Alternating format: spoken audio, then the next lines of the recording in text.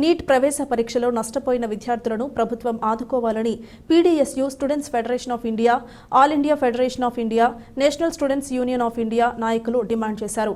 గురువారం చేపట్టిన ఐక్య విద్యార్థి సంఘాల ఆల్ ఇండియా బంద్ విజయవంతమైంది. స్థానిక కోటిపల్లి బస్టాండ్ బాలికల ఉన్నత పాఠశాల వద్ద విద్యార్థి సంఘాల నాయకులు ప్రదర్శన చేశారు. అనంతరం పీడీఎస్యూ రాష్ట్ర ప్రధాన కార్యదర్శి కిరణ్ కుమార్, ఎస్ఎఫ్ఐ జిల్లా కార్యదర్శి ఎన్ రాజా, ఎన్ఎస్యుఐ రాష్ట్ర ప్రధాన కార్యదర్శి తారకేష్ మాట్లాడుతూ నీట్ పరీక్ష ఫలితాల నోటిఫికేషన్ నియమ నిబంధనల ప్రకారం జూన్ నెల 14న విడుదల కావాల్సి ఉండగా పరీక్షల నిర్వహణలో లోపాలు బయటకు రాకుండా ఎన్నికల ఫలితాలు విడుదలైన రోజు జూన్ నెల 4వ తేదీన విడుదల చేయడం అనేక అనుమానాలు కలిగిస్తోందన్నారు. పరీక్షలో విద్యార్థులకు విచిత్రమైన మార్కులు వచ్చాయని, కొంతమంది విద్యార్థులకు 718, 719 మార్కులు ఎలా వచ్చాయని ఎన్టీటీఏ ఏజెన్సీని ప్రశ్నించారు. ఇప్పటికైనా నీట్ పరీక్షల లీకేజ్పై దోషులను కఠినంగా శిక్షించాలని డిమాండ్ చేశారు. ముఖ్యమంత్రి నారా చంద్రబాబు నాయుడు కూడా తక్షణమే స్పందించి నీట్పై తమ వైఖరి స్పష్టం చేయాలన్నారు. భానుప్రసాద్, మణికంఠ, నాయకులు భాస్కర్, జ్యోతిర్మయి, సురేష్, కనక, నాగచైతన్య, లహరి, భరత్, సంజయ్, శివాజీ, రోహిత నాయకులు పాల్గొన్నారు.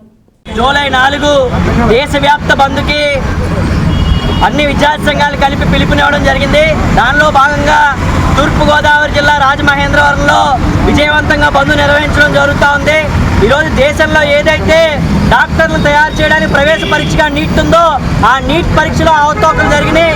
ఇదే కాకుండా గతం నుంచి బీజేపీ ప్రభుత్వం నిర్వహిస్తూ ఉన్న పరీక్షల్లో దాదాపు 730 పరీక్షల్లో ఈరోజు అవకతవకలు జరుగుతూ ఉన్నాయి. ఈ ఒక్క నీట్ పరీక్షల్లోనే 2500 కోట్ల రూపాయలకి ఒక్కొక్కరికి 30 లక్షల రూపాయల చొప్పున ఈరోజు పరీక్ష పేపర్లు అమ్ముకున్నారు. పరీక్ష పేపర్లు అమ్ముకున్నారనే విషయం ఈరోజు బయటకు వచ్చిన తర్వాత ఈ రోజుకి కూడా కేంద్ర ప్రభుత్వం కానీ, కేంద్ర విద్యాశాఖ మంత్రి కానీ, నేషనల్ టెస్టింగ్ ఏజెన్సీ కానీ ఏమాత్రం కూడా స్పందించకుండా వ్యవహరిస్తూ ఉన్నారు. సుప్రీంకోర్టులో, హైకోర్టులో కేసులు దాఖలై ఉన్నాయి. ఎక్కడా కూడా ఈ నీట్ పరీక్ష రాసిన విద్యార్థులకి న్యాయం చేస్తామని చెప్పిన పరిస్థితి లేదు. బీజేపీ అధికారంలోకి వచ్చిన ఈ 10 ఏళ్ళలో విద్యా కాషాయీకరణ, విద్యా ప్రైవేటీకరణ, విద్యా కేంద్రీకరణ చేస్తూ ఉంది. దాన్ని పూర్తి స్థాయిలో మేము వ్యతిరేకిస్తా ఉన్నాం. ఇదే విధానాలు కనుక మీరు కొనసాగిస్తే భవిష్యత్తులో మరింత మందితో కలిసి పెద్ద ఎత్తులో విద్యా సంఘాలన్నీ కలిపి మేము పెద్ద ఎత్తులో ఆందోళన చేస్తామని తెలియజేస్తా ఉన్నాం.